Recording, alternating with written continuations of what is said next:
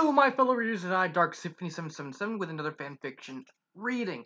Now, I kind of been slow on the whole reading and reviewing stuff. I have to get through Enduring the Evil 4. Enduring the Evil 2 and 3 was more of a stopgap for that because I haven't read that story. But I decided to do another reading mainly because I've been shirking my responsibilities with fanfiction in general. Hey, I want to have fun. I want people to get to want to read these. So, but in the meantime, I've been worried about looking for a job and, cheering up my friends and everything. And most recently, my friend bought, about a couple months ago, we only just started playing Dragon Ball Fighter Z, or Fighters, whatever you want to pronounce it. And I decided, well, I'm just going to review or do a reading of a Dragon Ball fic. So I decided to just randomly look for, the first Dragon Ball section I found on FanFiction, which is, of course, Dragon Ball Z, because of course it is. And I found this story. It's called Key Sensing for Androids by Pooptriarchy? Puptriarchy? I think I pronounced that right. I think I did. I don't know. And the synopsis for the story is, in which Krillin teaches 18 how to sense ki. Yeah, because I have an android who's programmed not to really sense ki, learn how to sense ki. It's like, okay. And let's get started. Before I start reading, as always, a link to the story will be in the description. Please like, subscribe, and please leave your opinion on what you think the story is. And respect the fact that it is my opinion. Everyone has their own opinion, and this is mine. Okay, let's get started. Little author's note. First DBZ fic. Feedback welcome. Okay, here's some feedback for you. No, she said, peering at him over the newspaper. Jiro did not see fit to equip me with a power reader. He set the table upright and set her drink down. It was perfectly clear that Goku would not hide. Jeez, don't act so surprised. Sit. He sat.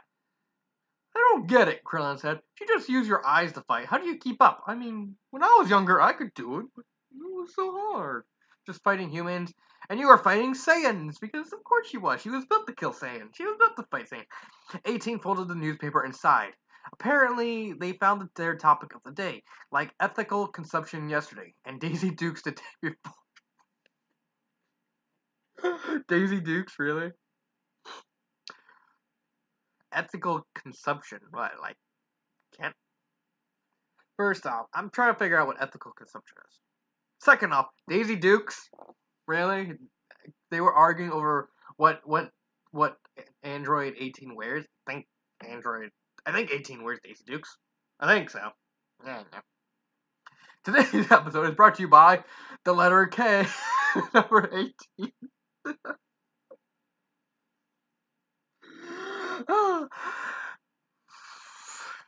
Count it with me. One, two numbers. I still gotta get a number count. Count Nazis. I don't know. I don't know. You know what also makes me wonder? The story also makes me wonder. Why do they still call her 18? Why don't they call her? Why don't they call her by what her actual name is? I think it's Lapis. I think so. I think her name is Lapis. I don't know. I can't remember. It's something with a jewel. Something with a jewel. I don't know. I suppose it would be easier conceded to sense ki while fighting, but I don't believe I possess the ability to even learn the technique. Why not? I don't have ki. Oh, Krillin said, putting his fist to his chin. It was rather cute, 18 thought, when he snapped his finger and said, No, okay, that's not the right attitude, 18. You're amazing, and you can do anything you set your mind to. She rested her head on her hand. Is that right? Her boyfriend nodded his head sharply. Remember how long it took you to figure out the stove?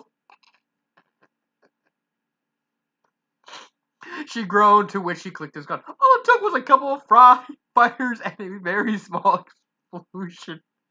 I could just picture that now. Android 18 right in front of a stove. It's like boom. Krillin? Yeah? Is the stove supposed to explode? I'll call the fire department, dear.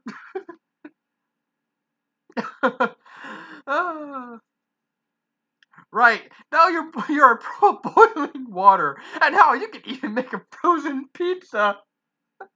Oh, this this is kind of reminding me of that My Little Pony story where like Luna is like learning all these new convenience items and completely failing at it. It's like, how does a microwave work? I forgot what that story is called. I forgot what that story is called. I don't know. Are you making fun of me? A little. Don't be mad. I'll teach you how to sense ki. At least it was funny and warm. Oh, it was sunny and warm. When Krillin coerced her outside the train, she would never should have mentioned this on a pig-free day. What the hell's a pig-free day? It's like no pigs? No Yamcha? What about Yamcha? He's a pig, isn't he? Yeah, when Chi-Chi broke up. I'm messing up the names now. I'm turning into my mom. Instead of enjoying their time alone, perhaps with some very innocent cuddling on the couch. Oh, they were going to waste time trying to teach her how to smell without a nose or whatever. But doesn't Krillin not have a nose? I'm pretty sure he doesn't. Does he?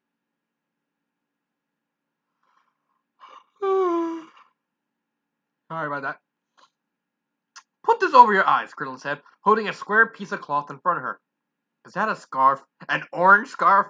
Yeah, I think it was Yamcha's. Am I gonna get paid from this? I don't know. It belongs to Yamcha, so who knows? But wasn't he a badass in that weird thing we saw online? Oh, you mean fighters?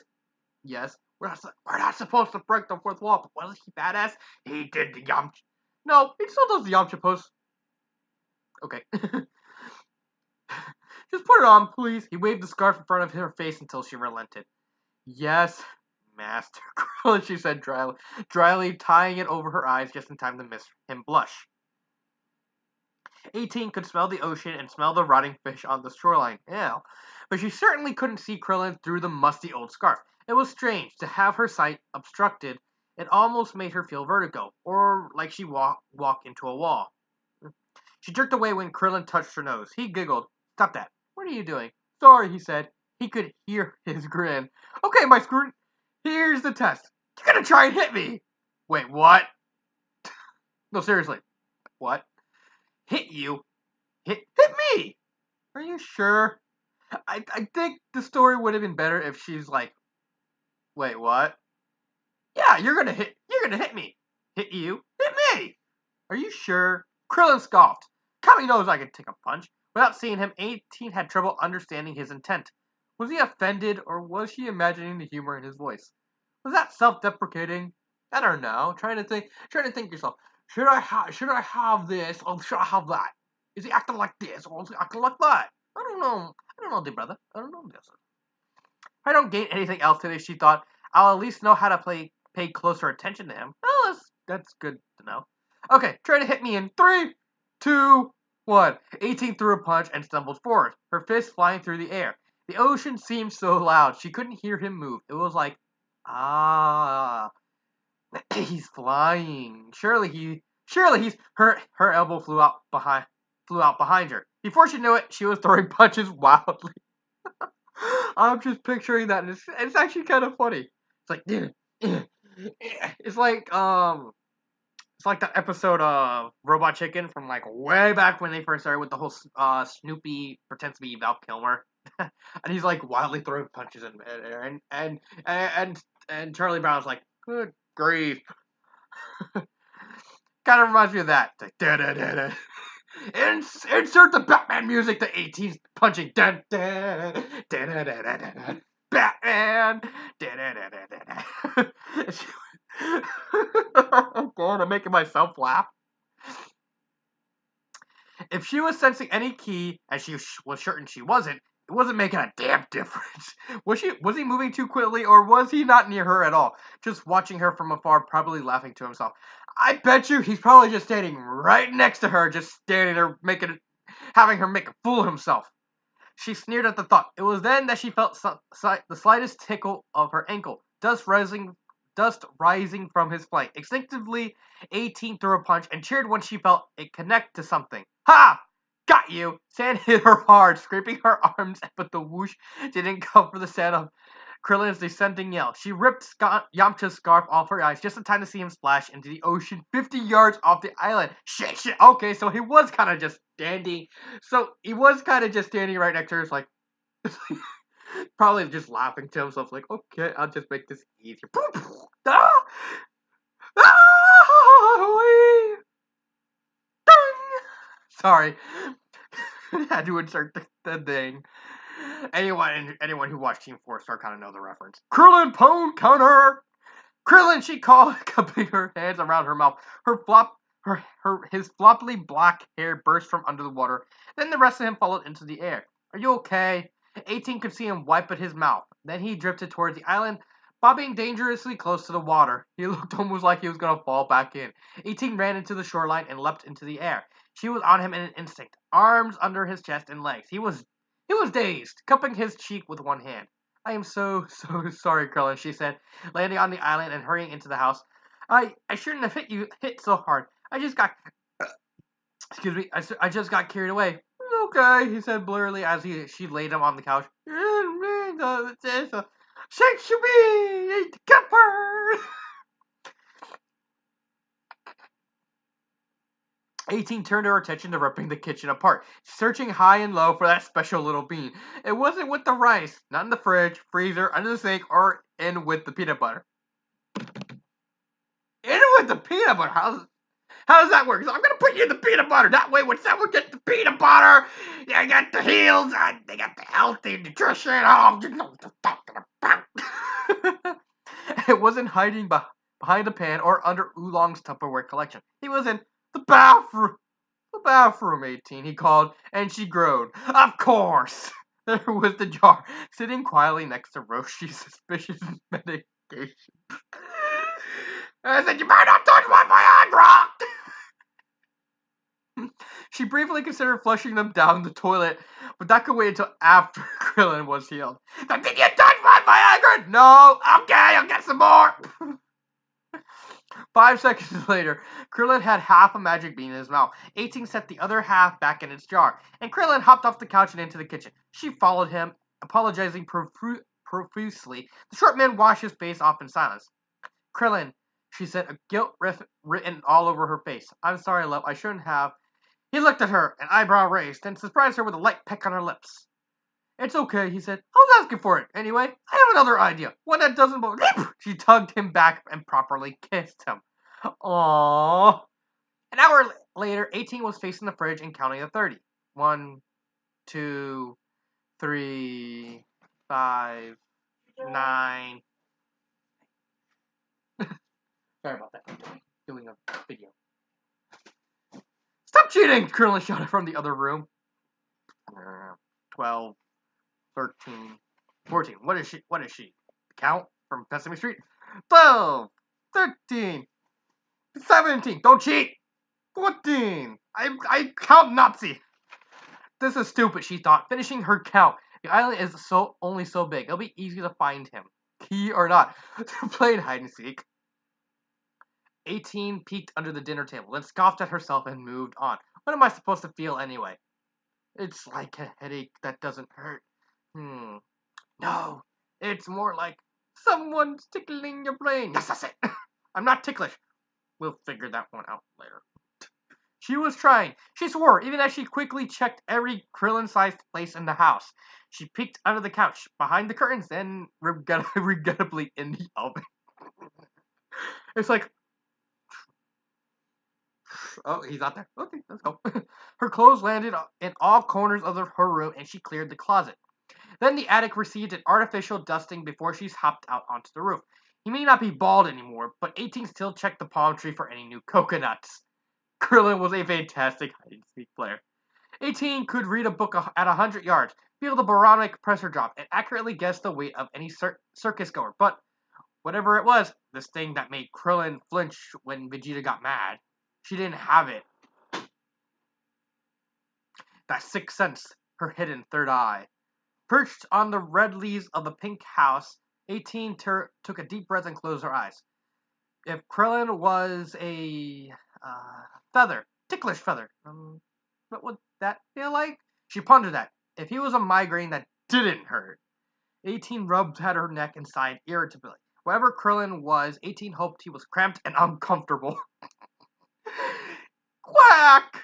Hopefully he wasn't stuck, because she was never going to find him. Not this way. Briefly, 18 wished she was ticklish. Okay? He was somewhere below her, in the tiny house with way too many hiding places for a 5-foot-tall man. Maybe if she ignored the radioactive porn. Radioactive porn. I'm trying to picture that. How is porn radioactive? How? It's like, maybe if it comes from Roshi, it's like, don't you touch my horses! And Krillin's let's get back on track. And Krillin's tacky wardrobe. She could imagine something tickling the base of her head, right where her neck met her skull. Perhaps like the shock of static off a doorknob, but persistent. She opened her eyes and hopped off the roof. The static fluttered from her grasp. 18 froze in place, scarcely breathing until she caught it. The little bastard was in the cellar. She knew it. He had to be. The little fairy in her head told her so. Hey, look, listen. Hold on. I'll get you to... The screen door slammed loudly and the trapdoor was even louder. The cellar was a filthy, dark room, mostly used to store whatever the occupants couldn't haphazardly shove into a closet. An old plastic Christmas tree sulked in the corner, surrounded by broken tapes and shreds of garland. The backup generator hummed quietly in another corner, and the sump pump gurgled in the third. What's a sump pump? I don't know. 18, climbing down the ladder, stepped carefully over the long-forgotten supplies for a long-forgotten project, and followed her strangely sparkly feeling to small stacks of totes. When she pushed him aside, Krillin jumped out. Ah! You found me! He grinned, a dust bunny caught in his hair. Hold on, was that just luck, or did you actually use ki? Ki? Maybe. Krillin hugged her tightly, uncomfortably. 18 swiped the dust off his head and shoulder. It was nice to know she could be more than what she was made to be. Krillin pressed his head under his chin, and she sighed. I know you could do it, 18. So proud of you. Thanks. You're welcome. He backed up just enough to look at her face.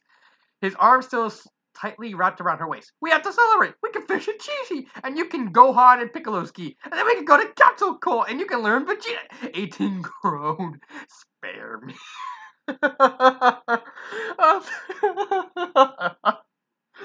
Oh, that's actually... I like that story. I like that story, especially with the whole idea of 18 essentially being like a sparky fairy. Yay! Oh boy. So what is the fairy saying to me? Hey, look, listen! Oh no, wrong fairy. I could easily picture that. I like the story. For his first Dragon Ball Z story, it's not bad. I can't deny it. I thought it was funny. It had a little bit of romance. I kind of wish Krillin was still bald. But, that's just nostalgia talking. It kind of also makes me wonder what happens. Well, like I'm trying to picture having a sequel with 17. It's like, okay, who would teach 17 because he's off at the nature reserve? Okay, how would 17 send Ki? So I'm trying to picture would there be like a sequel either with 17 or would it be like a sequel with like 18 learning a different technique, like learning instant transmission? Who would he learn instant transmission? He learned from Vegeta, of course, with Vegeta being a dick. On a scale of 1 to 10, I would actually give this story a solid 8 out of 10. And the only missing 2 points of it would be like, I wish there could have been more. There could have been more. I didn't see anything wrong. Grammar wise, it was a short enough story that I enjoyed it. I laughed. I think the whole thought, where is it? Oh, this whole thought process. It should have been. I think it should have been in italics. The whole thought thing when in the parentheses. I think that should have been in that whole little part was in should have been in italics instead of regular font. But that's like tiny complaint over everything that's happened. Do I think it's a good story? It's a good story. I find it's a little cute time waster. Um, in terms of plot, it's just 18 layer cake. I wouldn't want to extend this. If you want to, go right ahead. But it doesn't need. It genuinely doesn't need to be improved in terms of plot, characters. This is a short story. You're not gonna get any much out of a short story. But overall, I really like this story. Um, or maybe if I did a one or maybe if no instead of 1 to 10, have it be 1 to 5, and I would make this a little 5. I will make this 5, a 5 out of 5. It's a cute little. It's admittedly a cute little story that I really do like, and I think you would like it too if you when you read it and you picture all the scenarios in your head, especially the image of 18 like burning down, accidentally causing the stove to explode. Like everyone is like, I was making a salad. I said, how'd you get those salads out on fire anyway? Um, but I liked the story. I thought it was cute. I thought it was adorable.